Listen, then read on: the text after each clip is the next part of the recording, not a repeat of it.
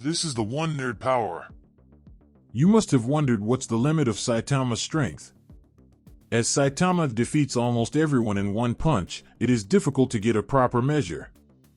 But analyzing certain moments in the manga, it's possible to figure out what's the maximum output of Saitama's power. The truth is that Saitama's strength is much more absurd than fans could even imagine.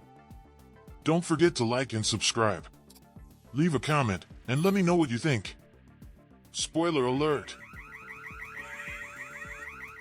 When Dr. Genus explained why he abandoned his research, he said that his goal was to accelerate human evolution through artificial means, but after meeting Saitama, he gave up on his work and opened a restaurant. Then Dr. Genus explains the source of Saitama's power. All creatures, including heroes or monsters with special powers, have a limit. But Saitama removed his limiter. No matter how long Dr. Genus worked on his research, his creations would never surpass Saitama.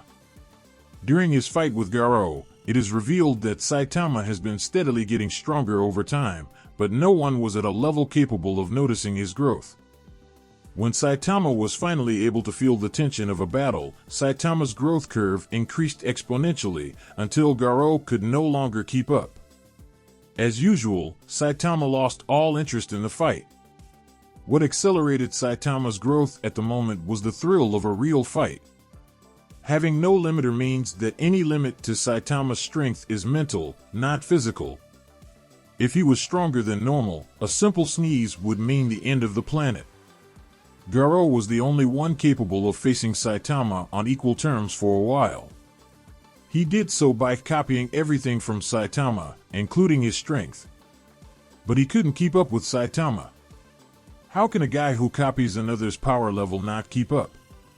When the situation needed it, Saitama's strength increased. Garou was always one step behind. When Garou became 10 times stronger, Saitama had already increased his power by 100 times. Saitama gets as strong as he wants. But Saitama's most unfair power isn't his strength. Saitama can do essentially anything he wishes.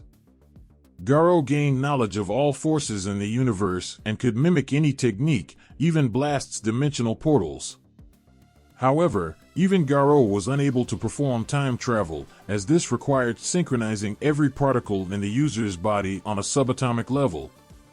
But Saitama demonstrated the ability to not only copy any technique, but to master it instantly and managed to create a perfect version of time traveling. Apparently, if Saitama wanted, he could theoretically use Tatsumaki's telekinesis power at a level far above Tatsumaki herself. This also explains how Saitama can toss around Garou's portals, or why the lack of oxygen in space was no longer a problem. He's not using Toon Force or anything like that, as some may think. But Saitama rarely needed to use any unusual power. He doesn't need or want more power. This would only make his life even more boring. Now I would like to hear your opinion. Thank you for watching and see you next time.